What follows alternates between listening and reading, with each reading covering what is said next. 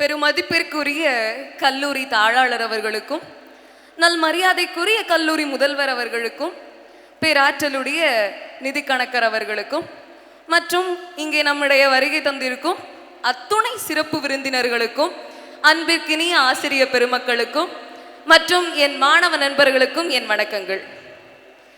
புதிய மனிதனாய் பிறந்து புன்னகை நிறை மனதோடு புதியன செய்ய துடிக்கும் இளம் மாணாக்கர் மனதில் நல்ல எண்ணங்களை தூவி மதிப்போடும் மாண்போடும் வாழ நலமான சமுதாயத்தை உருவாக்க எனக்கு தெரிந்த கருத்துக்களை மாணவர்களாகிய உங்கள் மனதில் விதைத்து செல்லலாம் என இவன் வருகை தந்துள்ளேன். நம் நாட்டின் முன்னாள் குடியரசுத் தலைவர் அப்துல் கலாம் அவர்கள் 2020 இந்தியா வல்லரசு நாடாகும் என கனவு கண்டார். அவர் இளைஞர்கள் மீது கொண்ட அதீத நம்பிக்கையினால் தான் அவ்வாறு கனவு கண்டார். ஆனால் 2020 அவரது கனவு உண்மையாகவில்லை. இவ்விடத்தில் தோற்று போனது கலாம் அவர்களின் கனவு மட்டுமல்ல, அவர் இளைய சமுதாயத்தின் மீது கொண்டிருந்த நம்பிக்கை தோற்றுவிட்டது. 100 இளைஞர்களை என்னிடம் தாருங்கள், புதிய பாரதத்தை உருவாக்கி காட்டுகிறேன் என்று சபதமிட்டு கூறினார் சுவாமி விவேகானந்தர்.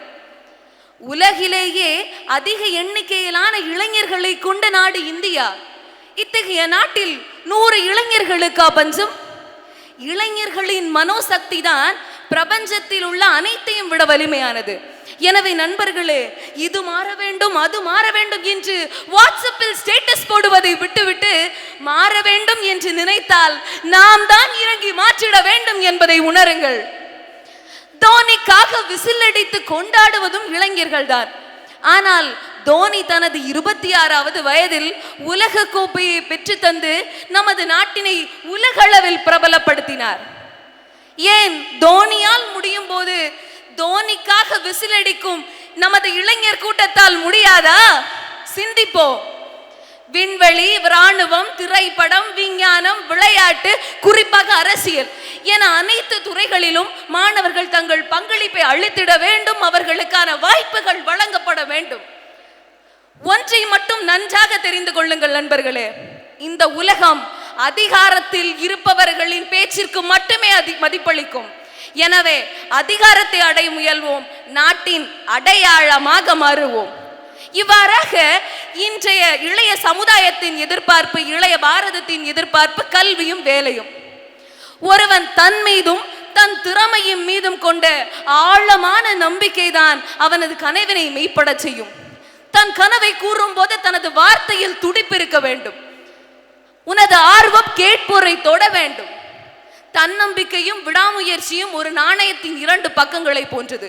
தன்னம்பிக்கையோடு திட்டமிட்டு விடாமுயற்சியோடு செயல்பட்டால் வெற்றி நிச்சயம். வீட்டில் ஜன்னல் அருகே வைத்திருக்கும் செடியானது வெளிச்சத்தை நோக்கி வெளியே வளைந்து செல்வதை போல புதிய பாதைகளை தேடி வெற்றி வீறு நடை போடுவோம். எனவே நண்பர்களே, cultivate the courage that drives your soul. இறுதியாக தோன்றின் புகழோடு தோன்றுக அக்திலார் தோன்றலின் தோன்றாமை நன்றி என்ற ஐயன் வள்ளுவனின் படைப்பில் எனக்கு மிகவும் பிடித்த குறளை நினைவு கூர்ந்து வாய்ப்பளித்த உங்கள் அனைவருக்கும் நன்றி பாராட்டி விடைபெறுவது முதுகலை கணினி பயன்பாட்டுத்துறை மாணவி சுப்ரஜா. நன்றி, வணக்கம்.